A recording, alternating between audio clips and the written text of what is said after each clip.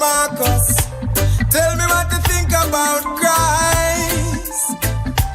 Good morning and welcome to Policing with You.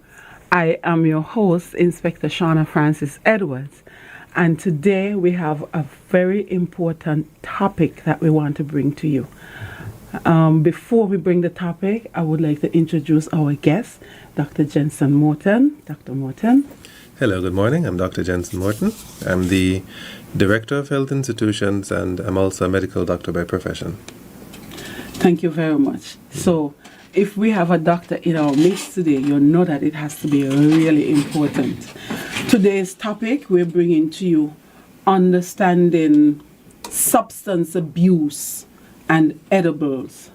And when we talk about substance abuse, it involves or it engulfs a lot of different things that are dangerous to our health. So, Dr. Morton, could you expand what we term substance abuse? Okay.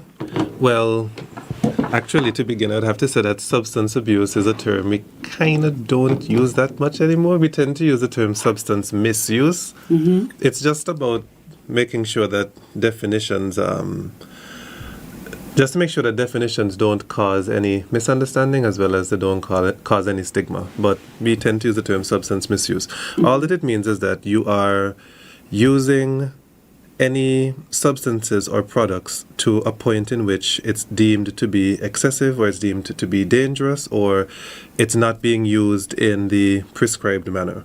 And there are different classifications based on the substance usually. So there's alcohol misuse that falls under substance misuse. Marijuana misuse falls under substance misuse. Illegal drug misuse. So marijuana used to be in the illegal drug misuse pile, but now that most countries are legalizing it, it's now its own thing because that was also the bulk of that one. Yes. And then you have prescribed medication misuse. And then the final one, it deals with the bunch of other things that normally are not ingested. So these are like paints and plants, other plants and stuff like that. That falls its own little category. Yes. But it's misuse. The key thing is misuse, meaning in excess or, as the term says, not as it's supposed to be used. So that would include like different chemicals that people would mix up together as well. Mm-hmm. All right, thank you. Mm-hmm. So, how does substance abuse affect individuals and communities?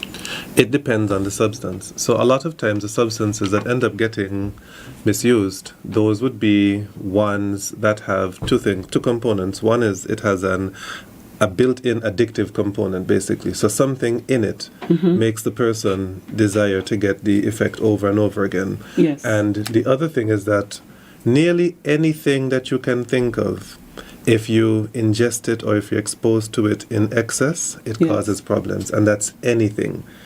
I'm sure you would have heard at least one or two cases of even somebody drinking too much water and it killing them. And even in the hospital, when we're giving people oxygen, we have to be careful with the amount of oxygen. So even things that would normally help you, if you take too much of it, it will harm you. Anything can cause that. So never mind when you have a substance that we know that this particular substance, at these really small concentrations, they can cause problems. But it might cause some kind of desirous effect when you keep coming close to the threshold and then you keep exceeding the threshold. It just results usually in some kind of damage to some kind of end organ, either some short-term damage or in a lot of cases some long-term damage. And it depends on what the substance is. Right. Wow. That's why they say anything could be a drug. Depends on how you use it. That's when you stretch it. But for most things, it takes quite a lot of nearly anything. Yes. Mm-hmm. All right. We have seen a lot of edibles being creeping up in society. Mm-hmm. Could you explain what these edibles are and how they differ from different forms of drug use? Okay. Edibles that's the shorthand term for edible cannabis. Yes. And as people know, cannabis is just a fancy way of saying marijuana, weed, all of it. But I'll use the term cannabis. So edible cannabis, it's an alternative way of getting cannabis and its effects into the body. Now, most people would know that the main way in which people get cannabis into their body is to smoke it. But you can also ingest it, meaning you can consume it. And the main way in which people would consume it would be in the form of either something that's in a candy form or something that's in a baked good form, usually a baked good with a high fat content, because people are trying to get the active ingredient in there, that's the THC, and the THC is it dissolves in oils. Doesn't really dissolve that well in water. So when you cook it in any of these baked goods that have like high butter content, high fat content, high oil content, it's going to get a greater concentration of the THC within it. So it's going to have a more potent effect. So that's the main thing that makes them different. It has the ability to expose someone to a much greater concentration of the THC as opposed to smoking it. So that's the main thing. Okay. How does this edibles look? How does it look? It looks Is like it the normal plant food. itself or? No. It looks like a normal candy. Like somebody would have to tell you. Sometimes it's a little shinier, maybe sometimes, but somebody would have to tell you, like that this brownie, for example, is a brownie with it, or this sugar cake. Here's a lot of sugar cake. In the States, it's more so brownie, but I think people also have the brownies here. In some cases, it's also candy. So especially gummy type candy. It would be in that form as well. Those are the main ones that are there. Either, if not a cake, a sugar cake, or a brownie, or sometimes cookie. But usually here, sugar cake, brownie, or gummy. Those are the main ones. Wow. And I mean, in the States, the Rice Krispie treat thing, just because it has a high fat content with the marshmallow. With the marshmallow, yes. They tend to have that as well in the States. Not so much here. Why are the edibles particularly dangerous for young people? Okay, the danger of edibles to young people, it's because of the concentration of THC within it and the lower levels that children can tolerate. So when you're going to have an adult, if you're going to look just at what people want. So when people are using marijuana products, either smoking, whatever it is, their goal is to get the little euphoria. Yes. And for most people, it's when you ingest the equivalent of about 20 milligrams of the actual active ingredient THC. Of course, some people, if you abuse it for a really long time, it's going to take more than that. But for most people, it's around 20 milligrams. Yes. The problem with it is that even though as an adult, that gives you a desirous effect for most adults, for children, if you are exposed to a concentration that's greater than about 2.1 milligrams per kilogram of your body weight, that's when it can become very dangerous to you. So from the time the child is under 6, if they get exposed to the small amount that an adult would feel comfortable with, it's actually dangerous for that child. And as the children get older and older in their teens, even though they're not adults yet, in their teens, up until they can weigh a good 70 kilograms, because the 20 milligrams is for 70 kilogram person or more. So up until that child weighs 70 kilograms, even in their teens, it can cause some bad side effects. So the main ones that we tend to see would be side effects that pertain to their acute mental state. So it could lead to difficulty sleeping, or, well, everything you're going to realize it's one or the other, the two extremes, either difficulty sleeping or excessive drowsiness. It can cause either the symptoms of anxiety or something that mimics like a type of uncontrollable depression. It can cause some nervousness with regards to twitching. It also can cause some other things with regards to seizures, even though it has the ability to treat seizures in a proper concentration. If you exceed it, it actually can induce seizure activity. It normally has a tempering effect on adults to cause the heart to slow down a bit to help it to relax. In children, it makes the heart rate race uncontrollably. And if the child has a pre-existing condition with their heart, such that they can't really tolerate these super high fast rates for an excessively long period of time, that is where it gets dangerous. The other thing is that it usually can treat vomiting, but again, in children, now even though I say in children, these things can occur in adults as well, but it takes a higher concentration. That's all. But in children, it can cause what we call a hyperemesis syndrome, which is a fancy term to say you're just vomiting a lot. So Those things usually mean that when a child accidentally ingests edibles, they usually end up in the hospital. The other thing that's kind of bad with the edibles, the bad part with it, is that it takes a while to kick in. And that is the danger with them. So when someone is like smoking marijuana, give it like a minute, 2 minutes, and you already start to feel the effects. Yes. With an edible, sometimes it could take up to like 3 hours. So if you think of it, you're a child. Yes. You have a piece of candy. Let's say you don't know, or even if you do know. But let's say you don't know because it looks like normal candy. Yeah. And you go and you eat in the candy, and all that you taste is the deliciousness of the candy because the stuff is masked in there. Right. So you don't even know that you've just consumed this huge amount of this substance, and you might look for more. You might end up eating 2-3 brownies or like this lot of brownies. Or gummy bears. Gummy bears. You might eat the whole pack when an adult who knows what's in there would eat like 2 of the gummy bears in it since they know what's in there. You're a child, you're just eating a sweetie. Overdose. And that's what would happen. So what would happen is that you just start to get the symptomatology like 2 to 3 hours after. And it's usually the racing heart part that starts, and then everything else starts, and then that's when we would see them in the hospital. I don't think, I am not aware of any case locally in which anyone would have passed away. The thing with it is that it's the effects of it that can be dangerous. So when I say the effects of it, the uncontrolled seizures are what can be dangerous. The racing heart rate, especially in someone with a heart condition, is what can be dangerous. Someone not being in the right state of mind and maybe doing something they normally would not do is the other thing that could be dangerous. So we tend to treat the symptomatology when they show up. So of course, if you're having a racing heart, we'll give you some kind of substance for that. If you're having the vomiting and you can't keep anything down, we'll give you some gravel and give you IV fluids since nothing can come to the mouth. If there's seizure activity, we give you anti-seizure medication, and the list goes on and on. We treat it based on what the person presents with. Right. And of course, we always give a generous amount of the IV fluids to just try to flush it as much as possible out the body, but sometimes it takes a couple of days for it to actually completely go from a child's body.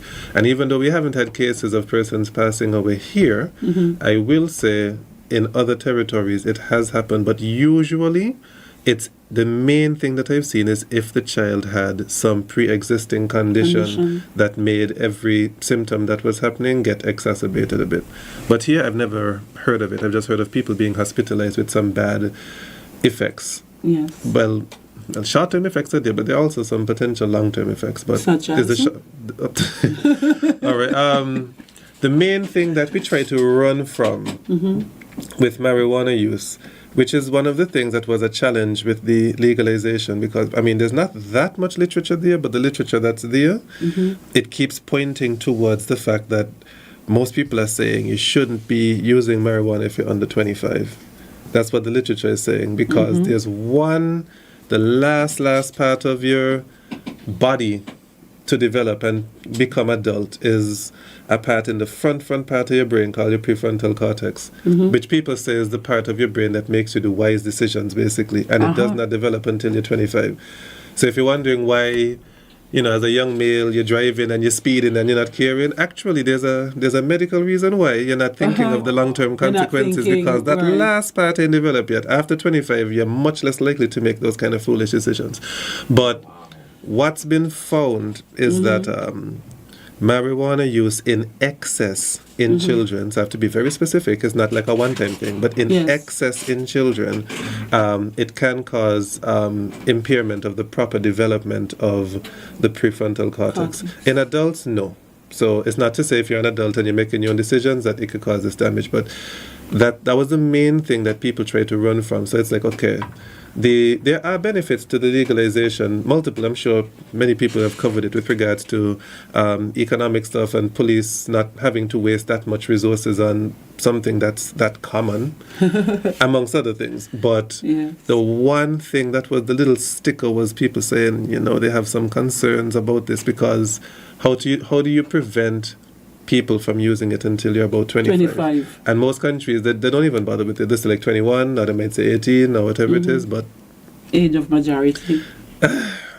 So when this stuff was discovered, some people even saying that you shouldn't vote until you're 25. But people push and say, no, you can vote at 18. So it's like, Yes. So it makes it kind of difficult. But that's the main thing, to try to prevent the long-term impairment. It can cause a decrease in the overall IQ, a decrease in some aspects of stability with regards to managing emotions, with regards to anxiety and depression and a few other things, which is well documented. But that's if you use it excessively. Yes. The only other thing is if you get a really serious episode and you end up like a hospitalized level episode, Yes. you could get some long-term effects on the functionality of the heart. Wow. So that's one thing. So we really have to be careful with with edibles in children, with the misuse and excessive use. Yes. With edibles in children. Yes. I'm going to be very specific. Well, we'll take a break here and we'll come back. I know there's a lot that the doc has to share, and we really want you to get the information as well. But we'll take a break, and when we come back, you can give us a call at cell number 662-8674.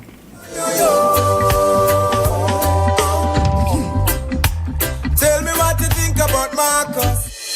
Unlocking opportunities, Excel leads the way in digital advancement every single day. Fair internet access for all to share. Transparent billing with consumer care. Excel 3EC bill safeguarding our rights. Net neutrality, consumer protection shining bright. Mobile number portability available to you. Switch providers seamlessly. Keep the number true. Excel 3EC bill promoting fair play in the digital world every single day. Affordable services are important for all through the EC bill. Healthy progress overall.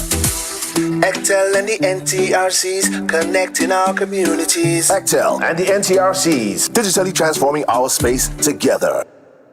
Kickstart the new year with great deals and massive savings. Get up to 25% off store-wide for this year, 2025 at Smart and Island Electronics. Get your hands on the latest gadgets, electronics and appliances such as smartphones, TVs, washing machines, stoves, refrigerators and much more. Shop now and see big at Smart Electronics Port Sunday, Island Electronics Port Street, and Smart Electronics opposite Value Mart in Shopstone, Nevis. Be smart, shop Smart Electronics and see big. Terms and conditions apply. See in stores for details.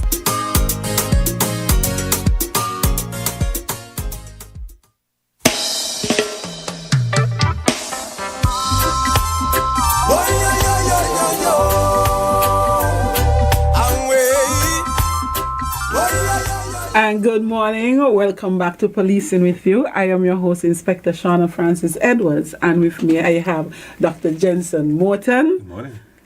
Right. Okay. Previously, we were just discussing edibles, substance abuse, or excessive use and misuse of substances. Okay. And we touched on edible substances. And some of the effects and you know why people tend to want to use them, but more so the harm that it can cause to children who are underdeveloped and use it excessively. Okay. How can consuming the edibles impact the person's mental and decision making? I know you we skim on the surface of it when we're talking about with the children, but in adults now. Oh, in adults? Yes. It depends on the level of responsibility of the adult. For most adults, and that's the truth, for most adults, they actually consume edibles in a responsible kind of manner. Most. When you do, if you do, and if you understand dosages, it can be beneficial up to a point. When I say beneficial, they would let you know that, it keeps them relaxed, they're able to sleep, and they know exactly when to take it, and it can reduce pain and some other things. So they know, they use it and they get their benefits. Now, when you use it excessively, as I would have mentioned with the children, the benefits can twist to the other side. So instead of it assisting you with sleeping, it can actually cause some insomnia issues. Instead of it calming it down, it can actually make your heart race. And of course, it has the euphoric effect of it all, which can turn into essentially a psychosis. Now, the acute psychosis, it's usually temporary, but if the person has a family history of schizophrenia, it actually could. I want to say trigger. I want to say trigger. It might trigger an episode. That's Yes. It might trigger an episode. Or if you never had an episode before and you have a family history of it, it can make you start having issues with regards to getting that control, and all of a sudden you're now a little bit less on the stable side, and you might need more assistance with keeping it under control. So those are some of the negative things. People know about that possibility with smoking the substance, but I think some of the myths with regards to eating it would be persons not thinking that eating it is just as bad as the smoking it, when in actuality the eating it gives you more. So it could be We have worse. a caller. Good morning, caller. We lost the call. We lost the caller. Oh, okay. Right. Doc, are there legal consequences for possessing or distributing these drug-laced edibles? To my knowledge, I would have to say no, because of the ease of legality of it. It only becomes an issue if someone maliciously exposes a child to it. Yes. That's when it crosses a line. But the bulk of the cases that we tend to see are cases in which it becomes a case more so for social welfare because of the adult not keeping their substance adequately safe from the child. children. And that's where you end up with some kind of legal issue with regards to child protection. So sometimes the adult might have it in a cabinet, or they might have it in a fridge or something, and it's just not well controlled and kept properly away from the child. So when the child consumes it, it's nearly never a case of the child, it's not nearly, well, when I say nearly never, insane kids, it's usually not the case of the child on their own getting it from the street or getting it from school or something. The bulk of the times it was in the house. And when it's in the house... Good morning, we have a caller. Yes, good morning, the good people at the police station. We have seen a sad stories on the road with our young boys. Some of them, it appeared to me, they're still in school. And as the guy there rightly saying, that the adults having these children around them and smoking. And that is a very serious concern. And we is not going to support that. And we are asking the police, when they see just like me and others on the road who talking, that's a serious breakdown in the country. These things now used to go on the Gretchen and Simmons. Why is the problem? Why young men who work in university and in the boat and say in the restroom? Why they can't correct these things? Why is the problem? And John Doe sit by and watch my young boys them who should be contributing very heavily in the social security going down the road. Because I know the problem. I know the health risks. Please, officers, please, do I walk, Do I walk? When Stafford Meredith and others, Seabrooks, Jones, all these guys, you could have talked about you and how he's talking rum shop and buy bar and group of big men round here smelling weed. Man, give me a break. Let me do the thing in there, we don't want them smoke no hard job like cocaine. None want weed. But when you reach the age, you deal with that. And we call it on the parents, They look like the parliamentary representative got to go in parliament and deal with them.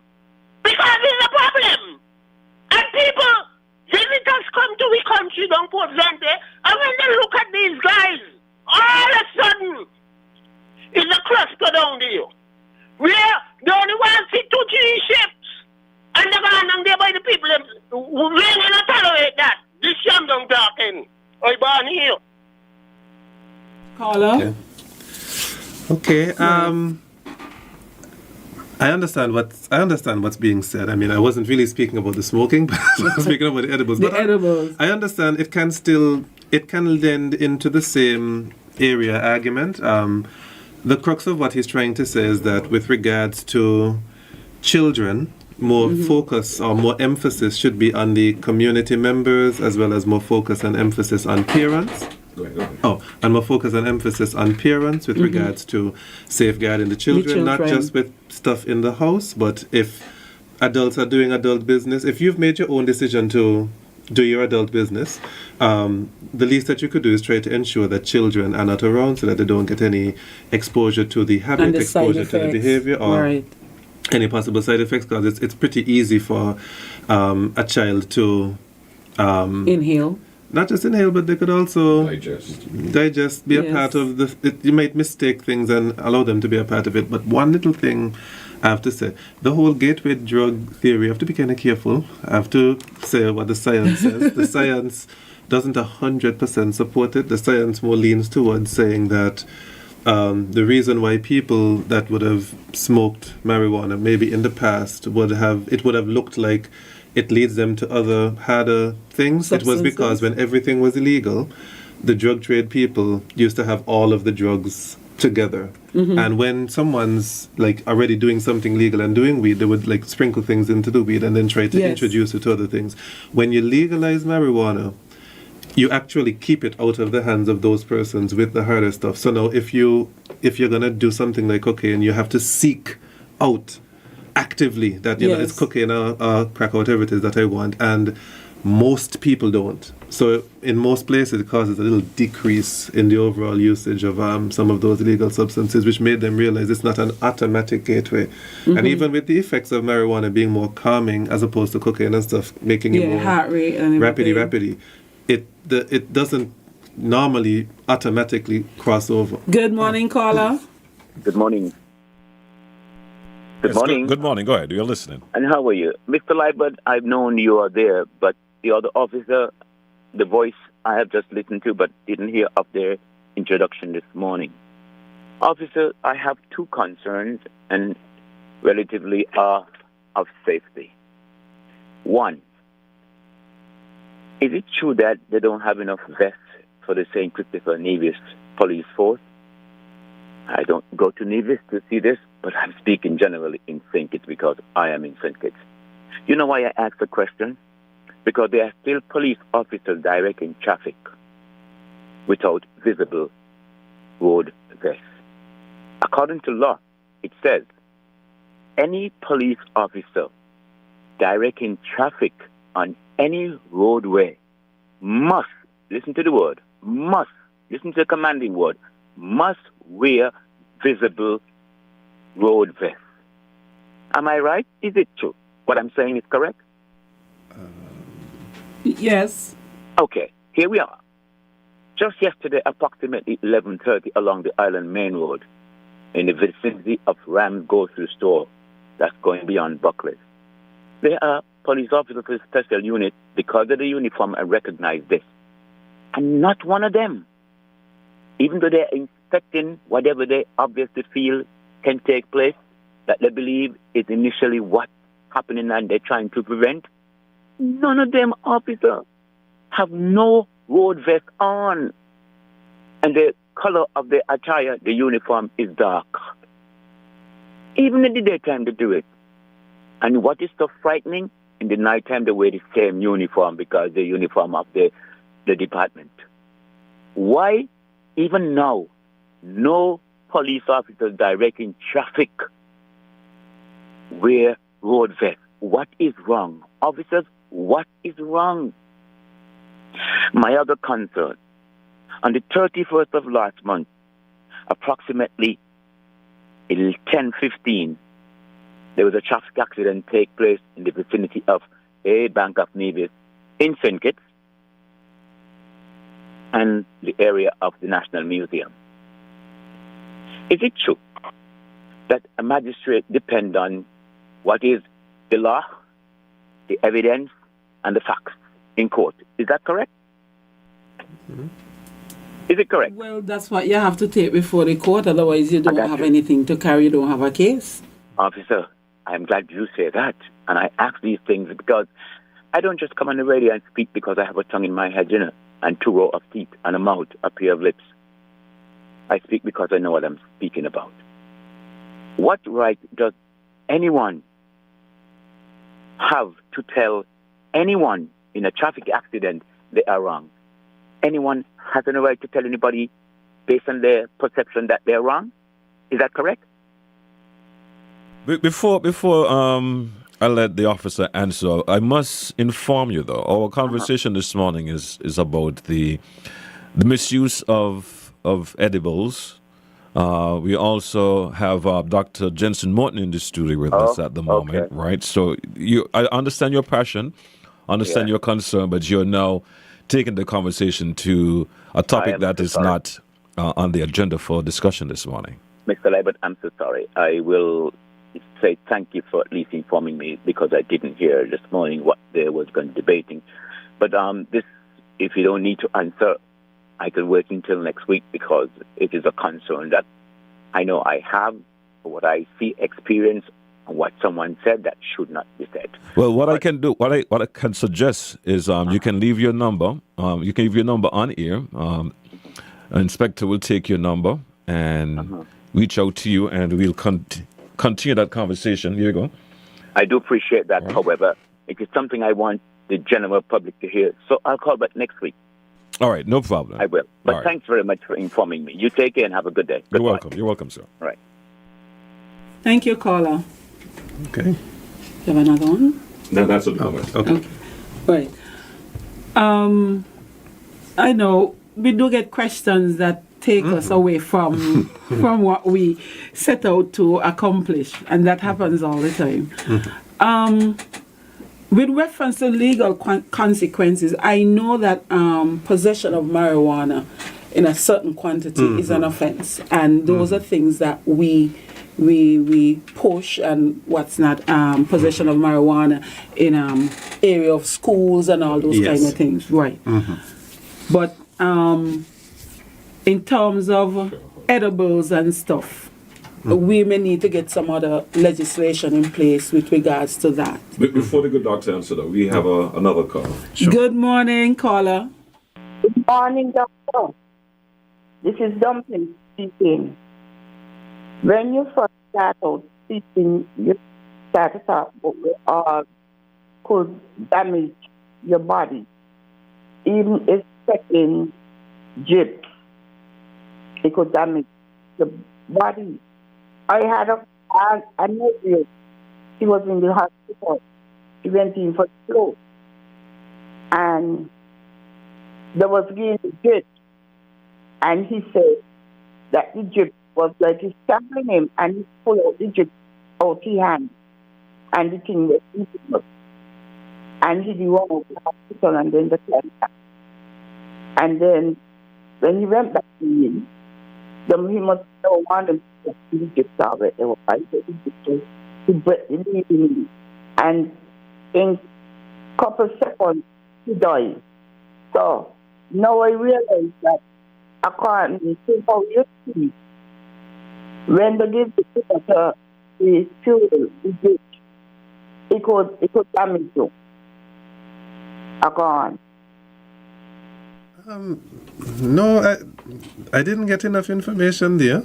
A lot of it was... There's a lot of missing information. No, wait. And I would need to know what condition he came to the hospital for, because if they give you even something simple like drips, they would have a medical indication to give it to you. Yes. And they would know from that medical indication how much they can safely give to you.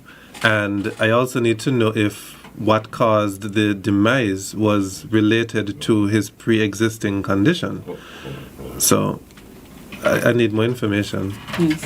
But all right. Well, what I will do, I will ask both of you to put on your headphones so we can have a back and forth versus just listening and then answering. Okay. Okay. Dumpling, you're live. Go ahead. Hey. Dr. Moon. Hi. Hello. Hi, good morning. Good morning. This is Dumpling speaking. About 6 24 years, the nephew, he went to the hospital. He went to he had a never feeling good. Then there was such a bad thing going wrong. Right?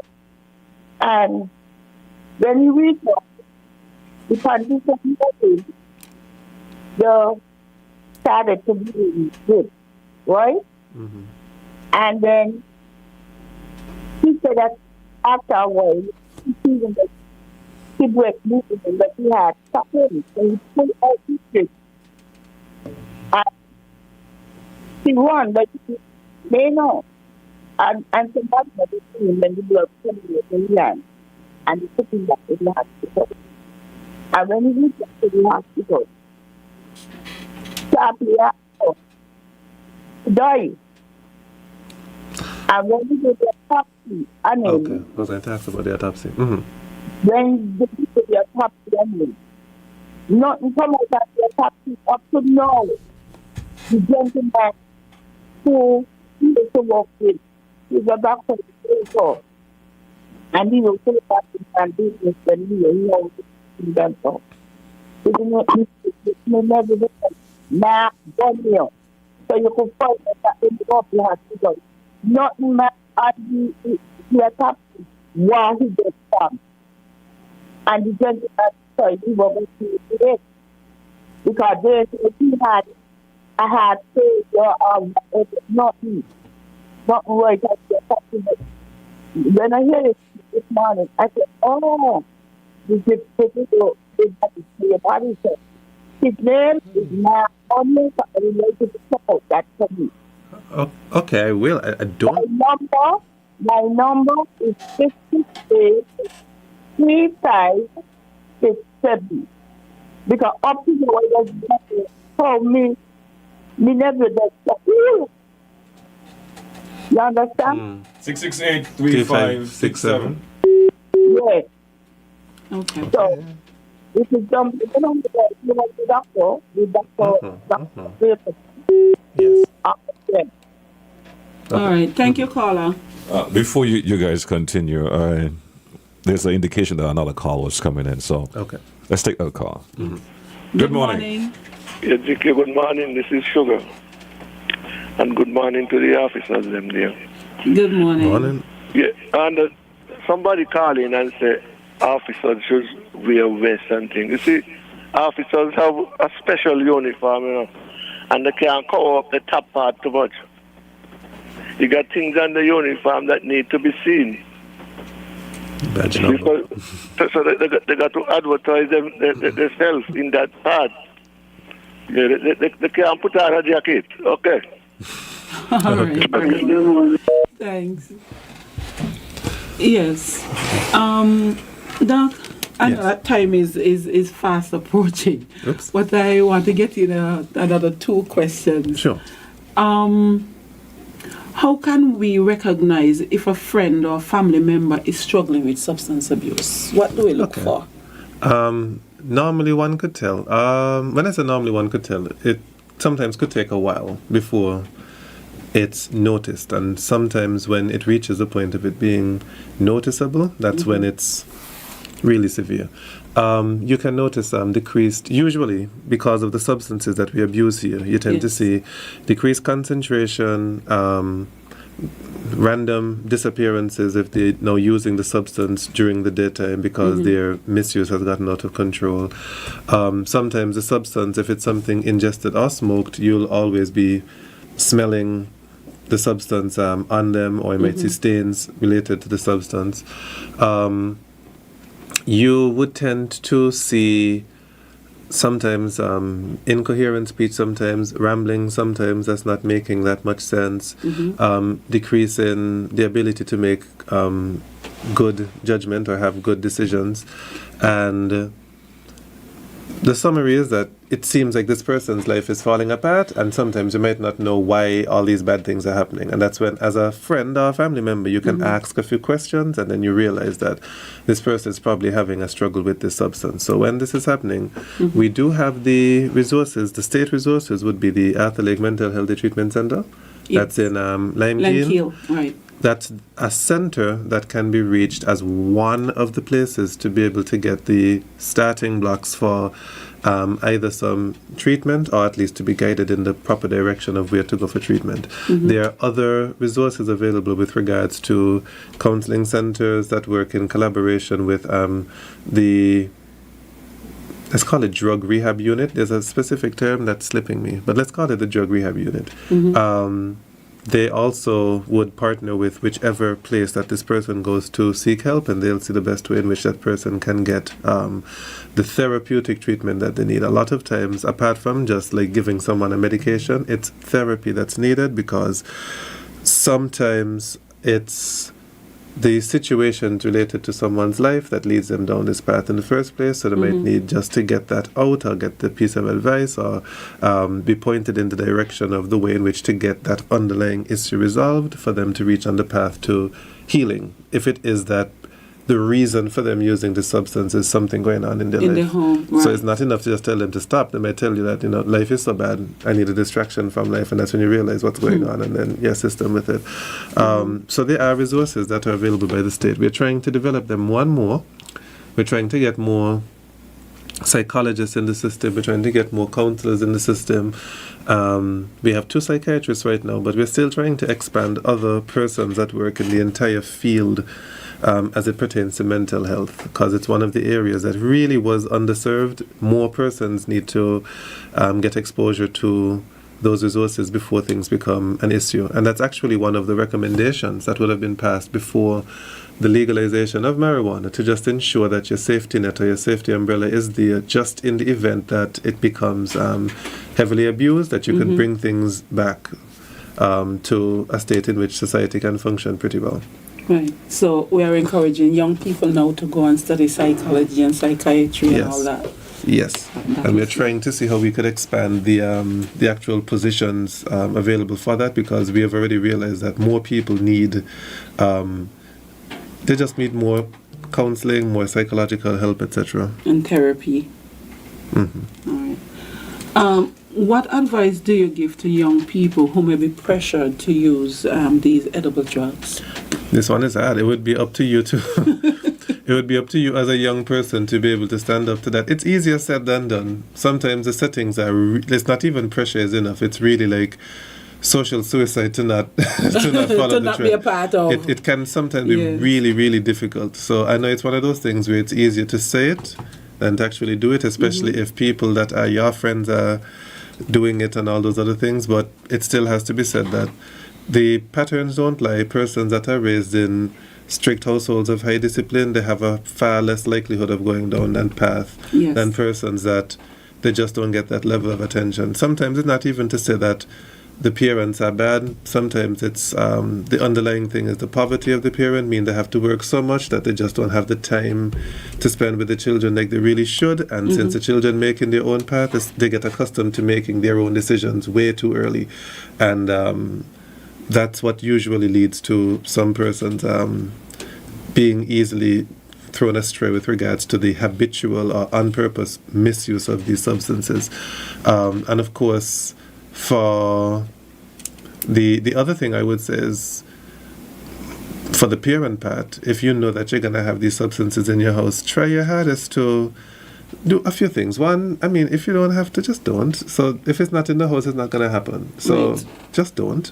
Option number 2 is just be a lot more careful with regards to usage and storage if you must. Just be careful with the usage and the storage. And thing number 3, more closely monitor your children's actions, or don't let your children see you with these substances, or at least educate them about the substances. If they're old enough, educate them about the substances, the danger, and why they shouldn't touch the substance. Sometimes for some children that's a temptation. Yes. When you say don't, they want to experiment. Yes. But so we may have to use reverse psychology in this case. It depends. You have to know your child. Yes. You have to know what your child responds to and then use it accordingly. But those things can help. I think that with regards to the edible part, the other thing that could help the situation would be the companies that make the substances. Like I think it's toning down, but before they used to, because the bulk of the times it's based on a candy. Yes. They used to use the same bright packaging that they use for candy for these things, and those things naturally attract children. That's why the candy companies, like when you think of something like Sour Patch and those gummies, there's always some neon green, some bright something. Yes. It's to attract children, and they, you know, so when you infuse them and you can use the same bright packaging, you don't need to use bright packaging for an adult. That's something that's going to attract a child. Yes. So bit by bit, it's catching on, and it's getting more black. Like it looks obviously like it's not normal. So it's not in a bright package. It's like wrapped up in like a plastic, like a normal plastic or something. So you could kind of indicate that this is something that was messed with a bit. So that's one thing that can help. The other thing that could help would be more regulation. I think I would have to check if it's Bureau of Standards or if it's Consumer Affairs or whichever one. But I know there was a point in time when there was a very strong movement such that all things that were like made in someone's house for resale, you had to put the nutrition facts on it. You had to take it to get analyzed. I think it's Bureau of Standards. Bureau of Standards. Yes. Something like that might have to happen because it's some people, they don't do the math behind the use of the marijuana. Like the math can be done, but it's like, okay, first of all, it depends on the strain that you're using. If you use some of the older strains, some of the traditional strains, the concentration is far less, meaning like the weight of the marijuana, about like 5% of it used to be THC. With the more modern ones, it's like 15 to 20% of the weight is mostly THC. And the really expensive ones that the States people wouldn't stop experimenting with, it's reached up to like 30-something%. I don't think those are here readily.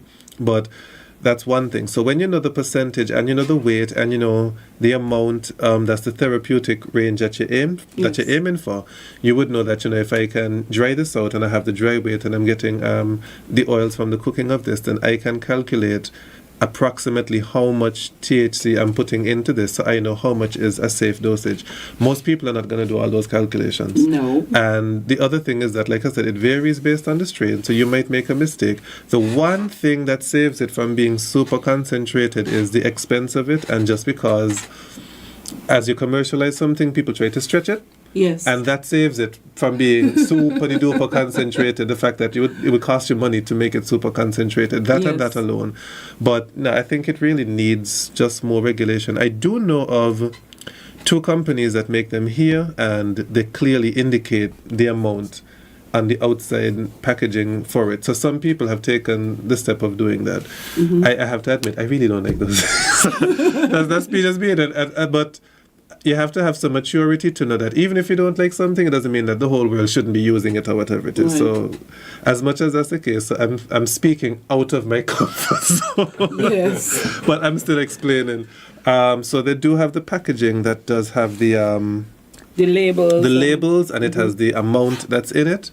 It states all of the risks on it. I know 2 places that do that, but I know a lot of other places, they're just selling the sugar cake. They're just selling the brownie. It's like in a shop nearly. Well, usually it's wrapped in plastic. Plastic, yes. That person that made it in the kitchen, they're not measuring anything. No. In terms of gram per gram, they just took some and boiled some and mixed some, and So, but mix it up like any other ingredient in food. Yeah. So I mean, if it is for sale, that is where I think it should involve those bureau and stuff. You can't really stop people that choose to just make it themselves. If they make it themselves for their own use, that's when it's kind of tossed in the ear. Because I don't expect, if your mom's making a cake in her house, to force her to put the nutrition information for the normal cake. So that's where it gets a little iffy. Yeah. But, Well, thank you very much, okay. Dr. Morton. And we'll be wrapping up now, but I just want to get one last question. How can we, the law enforcement and the community, work together to prevent the substance abuse? How can we do it together? Okay. Misuse.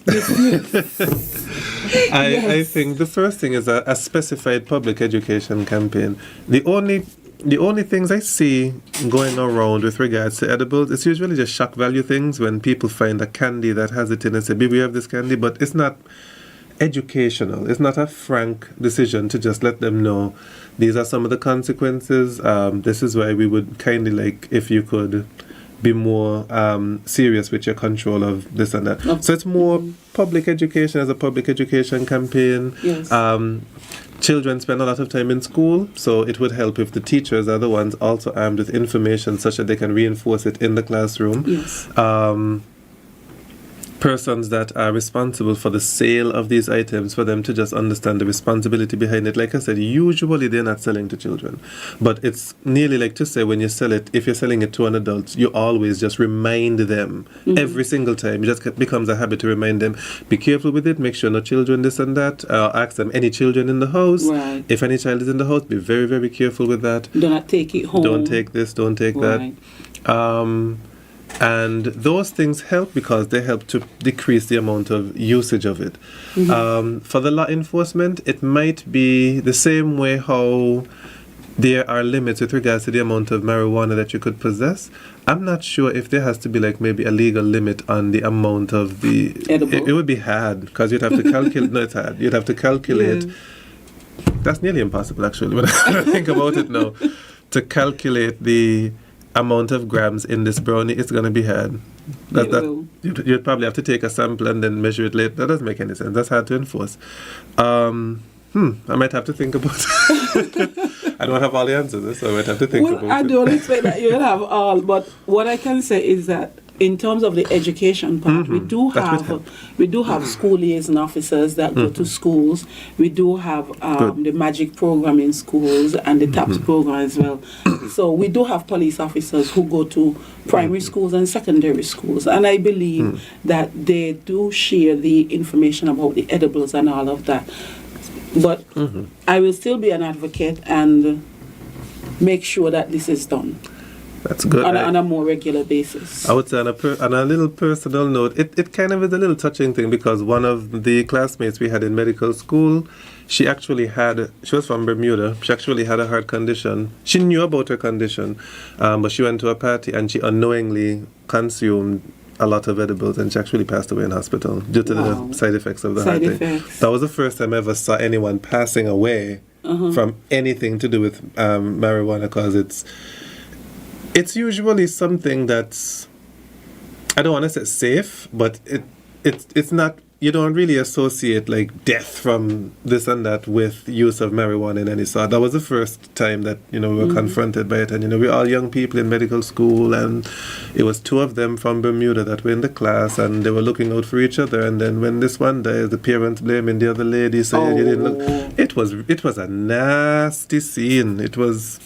Yeah, you don't expect to go to school and have to wear funeral clothes. You're not expecting that. No. So because of that, I know that on campus in UWI, after that big thing that happened, they had a lot more tightening of that during that time. So that's how I got a lot of information about edibles and those kind of stuff, because they really were pushing it. They were trying to see how they could reduce the use after this incident where... It was just a party, and it's not something that never happened before. So that's just a little something. But in St. Kitts, I've never seen it. I've never seen such a bad ending. I could at least say that. All right. Well, thank you very much, Dr. Morton, for your shared insights and thought-provoking as well. No problem. And thank you to all the listeners and all the persons who would have called. You did make our show this morning the way that we anticipated it would have been, lively and provocative and all that. And we are grateful to you for that. Right. Join us again next week for another edition of Policing With You. I am your host, Inspector Shauna Francis Edwards, and I wish you Godspeed. Good day. Made their sacrifice now.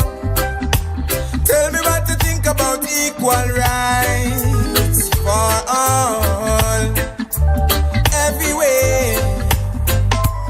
Say what you think, what you think, what you think, what you think about justice. What you know. Are you tired of Wi-Fi dead zone?